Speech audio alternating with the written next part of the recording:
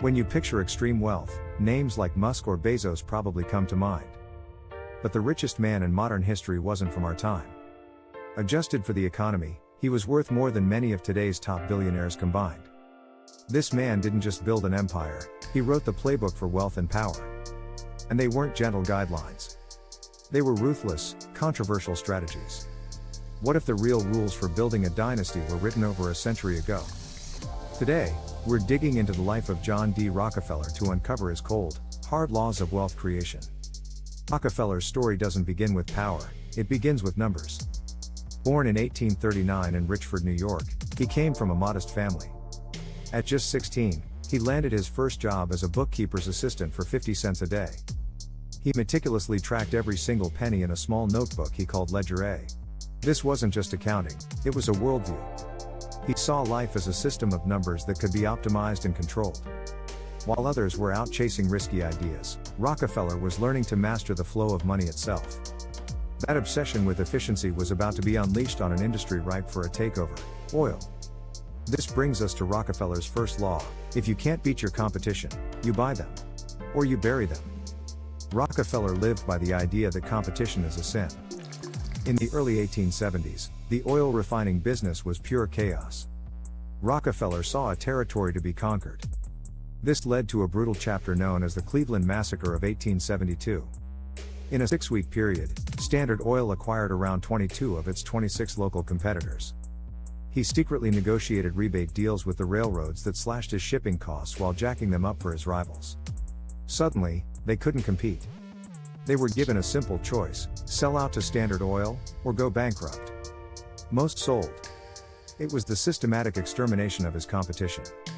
With his rivals gone, Rockefeller moved on to his second law: own every single piece of the game. We call it vertical integration now, but back then, it was revolutionary. Instead of paying other companies, Rockefeller decided to own them. Take the barrels used to ship oil. Instead of paying $2.50 each, he bought his own timber forests, kilns, and factories. He crushed the cost to less than $1 per barrel. When railroads tried to gain leverage, he built his own pipelines.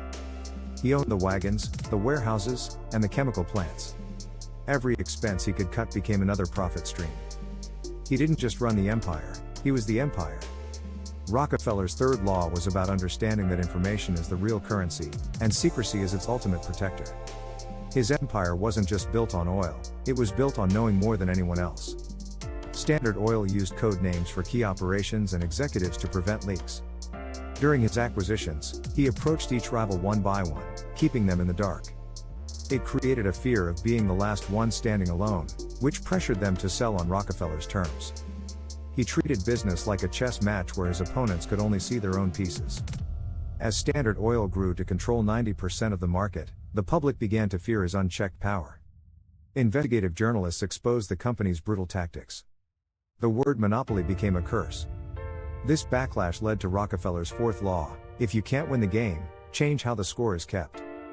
He executed one of the greatest pivots in history, stepping back from operations to give his money away on an industrial scale. He established the Rockefeller Foundation to promote the well-being of mankind. He founded the University of Chicago and helped wipe out diseases like hookworm. Critics called it reputation laundering, but the results were undeniable. He transformed his image from a ruthless robber baron to a celebrated public benefactor. In 1911, the Supreme Court ruled Standard Oil was an illegal monopoly and broke it into 34 separate companies. But for Rockefeller, it was just another transaction. He kept his shares in all those new companies, and as they grew, his personal fortune exploded. He became America's first billionaire. Rockefeller's life is a complex blueprint for power. He proved that wealth isn't just about what you build, but what you control. And that a legacy isn't just what you earn, but what you decide to leave behind.